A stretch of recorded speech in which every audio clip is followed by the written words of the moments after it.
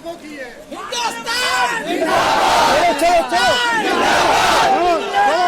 शाम को कुछ कहते हैं, कानून तो वापस लेना पड़ेगा इनके बाप को भी। और दूसरी बात सुने, जामिया इस्लामिया के स्टूडेंट्स को हम तहसीन पेश करते हैं और इन पे जो बर्बरता यूपी पुलिस ने दिखाई है ना यूपी के अंदर, हम इसकी मजम्मत करते हैं। सिर्फ बीजेपी रूल स्टेट में क्यों डंडे मारे जा रहे हैं? हम इसको ना मोदी को मानते हैं, ना अमित शाह को मानते हैं, ना इस एक्ट को मानते हैं। That's all. स्टूडेंट्स के साथ है। एक मिनट में जब बोलूं उसके बाद बोलना। अलीगढ़ मुस्लिम यूनिवर्सिटी के स्टूडेंट्स के साथ, इंडियन यूथ के साथ, इंडिया का सांप्रदायिक सौहार्द और ये जो जिन्होंने भी इस कानून को लाया है, ये सीएए, एनआरसी, हम इसकी सख्त मुखालिफत करते हैं। हम ये ऐलान ख्वाजा मोइनुद्दीन चिश्ती की चौखट से करते हैं। मोदी के लागे और आप लोग अपने कागजात किसी को मत बताना।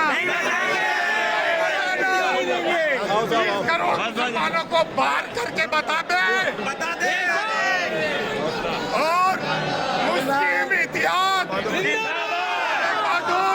कोई मुसलमान अगर मसलकों की बात करता है, देवबंदी बरेली की बात करता है, अहले हदीस तबलीगी जमात की बात करता है, शिया की बात करता है, वहाबी की बात करता है, तो हम उसको नहीं मानते।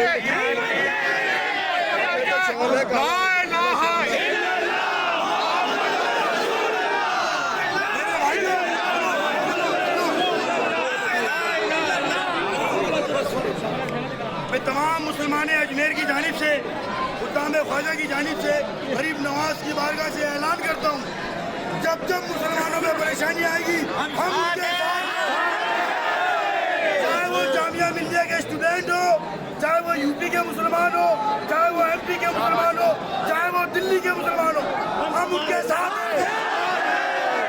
और हम ही नहीं पूरे हिंदू मुस्लिम सिख ईसाई सारे इस एनआरसी के खिलाफ सबके साथ है।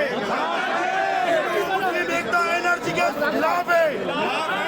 एनआरसी कानून देश की एकता अखंडता को तोड़ने के लिए मैं आप लोगों से गुजारिश करता हूँ, इस सरकारी को तोड़ने का